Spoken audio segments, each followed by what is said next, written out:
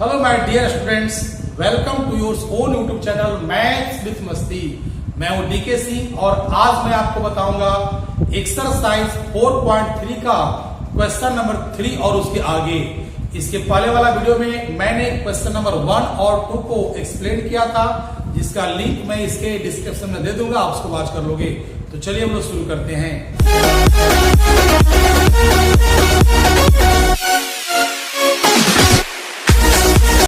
इस क्वेश्चन में करा है क्या, find the roots of the following equations. इस इक्वेशंस का हमको रूट्स निकालना है। It means we have to find the values of x. अब एक्स का वैल्यू निकालने का आपको मैंने बता रखा है, या तो क्वाड्रेटिक फॉर्मूला से निकाल दीजिए या तो आप मतलब फैक्टराइजेशन से निकाल दीजिए। तो कैसे करेंगे, हम चलते हैं 1 की ओर चलते हैं। 1 में करा है क्या, x minus 1 by x equal to 3 दिया हुआ है, ठीक है ना। तो क्या करेंगे, इसका एलसीएम निकालेंगे तो आ जाएगा x square minus 1 equal to 3, x square minus 1 equal to 3x। तो आ जाएगा आपके पास x square minus 3x minus 1 equal to 0 आ जाएगा। तो एक क्या हुआ, एक और बात ध्यान दीजिए, यहाँ पर जो दिया हुआ है x not equal to 0, it means हमें x का वैल्यू 0 नहीं लाना है। तो अब क्या करोगे, इसको आप सोल्व कर दोगे, यहाँ तो फैक्टराइज हो नहीं पाएगा। तो क्या करना है, क्वाड्रेटिक फॉर्मूला लगा देंगे उसको हम। तो कैसे बनेगा वाला, अगर हम पहले इसमें d निकाल लेते हैं, a हो गया 1, b हो गया -3, c हो गया आपका -1 हो गया। तो d निकालोगे तो b square minus 4ac means -3 square 4 into 1 into -1।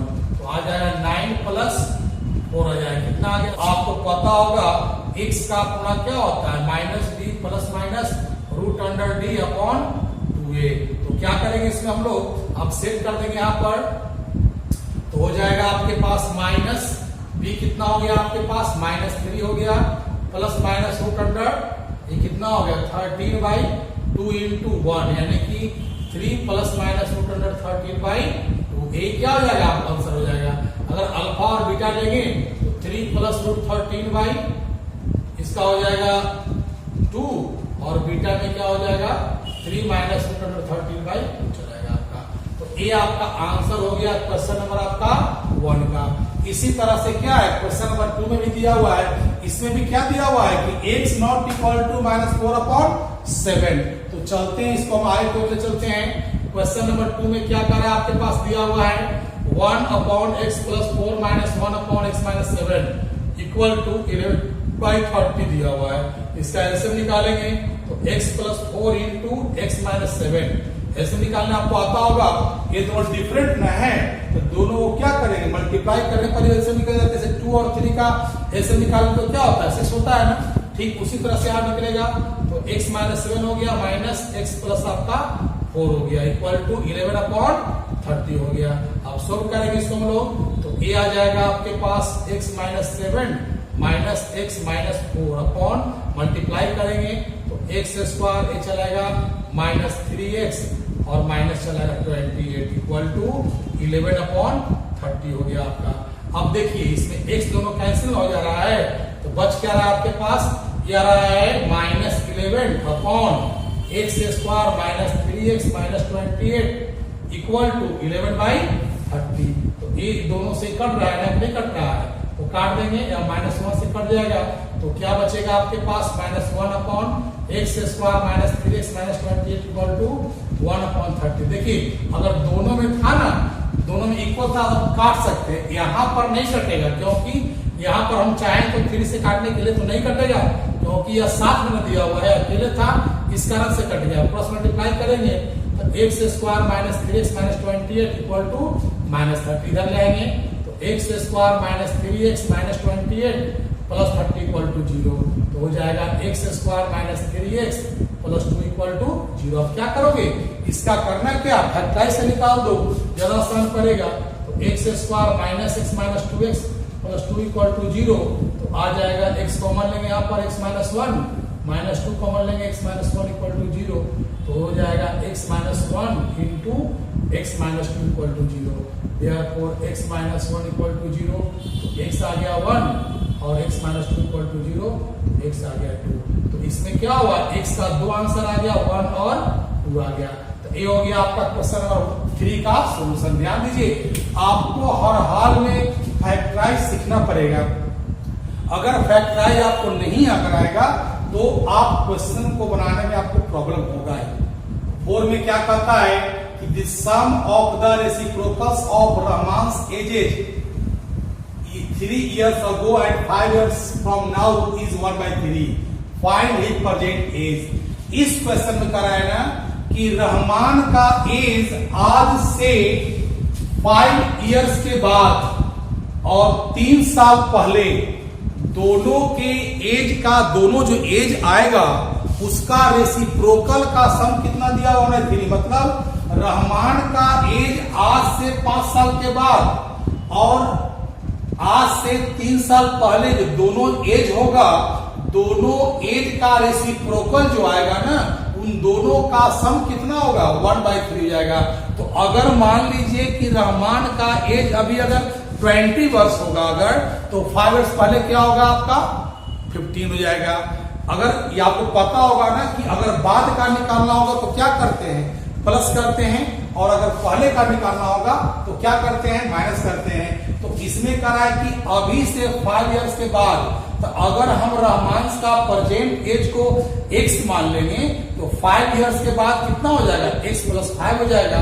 और करा है 3 इयर्स अगो करा है, तो अगर उसका अभी का एज अगर x इयर्स होगा तो 3 इयर्स पहले कितना हो जाएगा x - 3 जाएगा। तो कैसे लिखेंगे कि let present age of Rahman equal to x years मान लेंगे। So the age of Rahman 5 years hence, 5 years hence, मतलब कहने का अर्थ हुआ कि रहमान का जो एज आज से कितना 5 इयर्स के बाद क्या होगा। तो कहने का अर्थ हुआ इसका हो जाएगा x प्लस क्या हो जाएगा 5 इयर्स हो जाएगा। अब लिखिए क्या कि the age of Rahman 3 years ago, 3 years पहले का निकालना है तो x माइनस क्या हो जाएगा 3 हो जाएगा। पता है ना आपको कि बाद का निकालना होगा तो प्लस करेंगे और पहले का निकालना होगा तो माइनस करेंगे। अब कहता है रेसिप्रोकल, रेसिप्रोकल का अर्थ क्या होता है, उल्टा होता है, यानी कि इसका रेसिप्रोकल क्या होता है तो 1/x + 5, इसका क्या होगा 1/x - 3, दोनों का सम कितना करें सम 1/3। अब इसको सोल्व कर देना है, जब सोल्व करोगे तो आप पहले इसका एलसीएम निकाल लो इसका, तो आ जाएगा x - 3 और x प्लस क्या हो जाएगा 5 = 1/3। आपको निकालना आता है एलसीएम, दोनों डिफरेंट टर्म्स है तो दोनों का प्रोडक्ट क्या होगा एलसीएम हो जाएगा। इससे डिवाइड करते तो ये कैंसिल होता है, ये बचता है ना, तो x - 3 × 1 + 3 आ जाएगा। इससे करेंगे तो a कटेगा बचेगा क्या, सॉरी इससे करेंगे तो a कटेगा बचेगा क्या x + 5 × 1 इतना चलेगा। हम इसको सोल्व करेंगे कैसे, तो हो जाएगा x और x आ जाएगा 2x चलेगा और 5 × 3 बचेगा 2 बचेगा। यहाँ पर क्या होगा मल्टीप्लाई करोगे तो x² ये चलाएगा आपका 2x - 15 चलाएगा इक्वल टू 1/। अब क्या करना है क्रॉस मल्टीप्लाई करेंगे तो x² + 2x - 15 equal to 6x + 6, इधर ले आएंगे इसको तो हो जाएगा x² + 2x - 6x - 15 - 6 equal to 0 चलाएगा। यानी कि ये हो जाएगा x² - 4x और माइनस कितना हो गया 21 इक्वल टू 0। अब क्या करना है इसका फैक्टराइज कर दीजिए या तो इसका क्वाड्रेटिक फॉर्मूला से तोड़ दीजिए। फैक्टराइज करना ज्यादा आसान होता है तो x² 4 को कर देंगे हम लोग 7x और प्लस 3x, क्योंकि अगर 7x से माइनस करेंगे 3 को तो आ जाएगा 4 आ जाएगा, अगर मल्टीप्लाई करेंगे तो क्या आ जाएगा 21 चलेगा। अब कॉमन लीजिए तो x माइनस यहाँ 7 चलेगा, 3 कॉमन लेंगे x - 7 आ जाएगा इक्वल टू 0 आ जाएगा। यानी कि x - 7 और ये हो गया x + 3 equal to 0। So x - 7 equal to 0, तो x आ गया 7, इससे करेंगे x + 3 इक्वल टू 0, तो x आ गया -3। तो एज तो निगेटिव होगा नहीं तो क्या लिखेंगे नॉट पॉसिबल वाला हो गया आपका। अब हो गया आपके पास तो कितना 7 है ना। So the present age of Rahman 7 years, यानी कि अभी रहमान का जो एज है वो कितने साल का है? वो अभी वो 7 years का है। तो ए हो गया क्वेश्चन नंबर आपका 4 हो गया। अब देखते हैं क्वेश्चन नंबर 5 में क्या कहता है? In a class test the sum of Shefali's marks in maths and English is 30. Had she got 2 marks more in mathematics and 3 marks less in English, the product of their marks would have been 210. कह रहा है क्या कि class test हुआ जिसमें शेफाली को maths और English दोनों में जितना मार्क्स आया उसका सम कितना दिया हुआ? 30 दिया हुआ है। कंडीशन दे रहा है कि अगर शेफाली को मैथ्स में 2 मार्क्स अधिक मिलता और इंग्लिश में 3 मार्क्स कम मिलता तो उसके मार्क्स का प्रोडक्ट कितना होता? 210 हो जाता। तो हम कैसे बनाएंगे इसको? अगर दोनों का सम दिया है 30 दिया हुआ है तो लिखेंगे कि लेट सी गॉट, जैसे Fali got X marks in maths. हमने माना कि मैथ में जो कितना मार्क्स मिला? X मिला। सो इन इंग्लिश में कितना हो जाएगा? 30 माइनस X हो जाएगा, X मार्क्स हो जाएगा। कि अगर शेफाली को X मार्क्स मिलता है मैथ्स में, इसका मीनिंग हुआ कि इंग्लिश में कितना मिलेगा? 30 माइनस X, क्योंकि दोनों का सम 30 दिया हुआ है। तो अगर मैथ्स का हम जानेंगे तो कैसे निकालेंगे? इंग्लिश का 30 में से उसको माइनस कर देंगे तो इंग्लिश का निकल जाएगा। अब कंडीशन क्या दे रहा है? कंडीशन दे रहा है कि अगर उसको 2 मार्क्स मैथ्स में अधिक मिलता, मतलब कि पहले मिल रहा था X मार्क्स मैथ में, अब कितना मिलना चाहिए? 2 मार्क्स अधिक मिलना चाहिए। यानी जब अधिक होगा तो क्या करेंगे? +2 कर देंगे।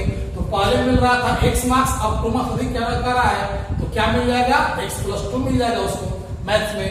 और कह रहे क्या कि इंग्लिश में 3 मार्क्स कम मिलना चाहिए था, यानी कि इंग्लिश में कितना मिल रहा था? 30 माइनस X, और 3 मार्क्स कम कर रहा है तो 3 माइनस कर देंगे तो इंग्लिश में कितना हो जाएगा? 30 माइनस X माइनस क्या होगा? 3।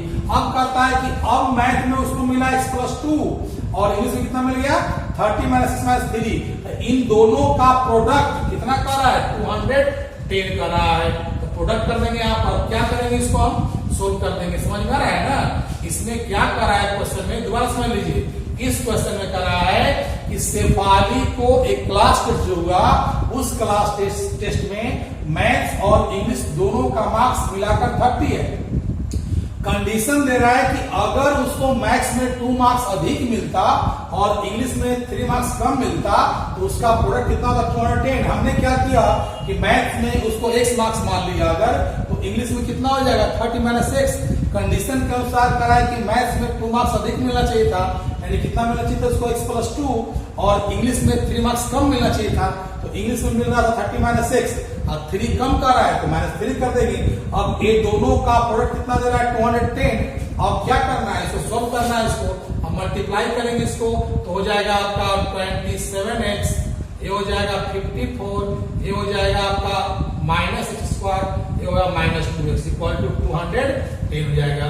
तो अब करेंगे क्या? -x² plus 25x plus 54 -210 equal to 0, यानी -x² प्लस 25x, इसको माइनस कर देंगे तो आ जाएगा 6, ये जाएगा 5 और ये जाएगा आपका 1 चला जाएगा आपका, यानी कि -156।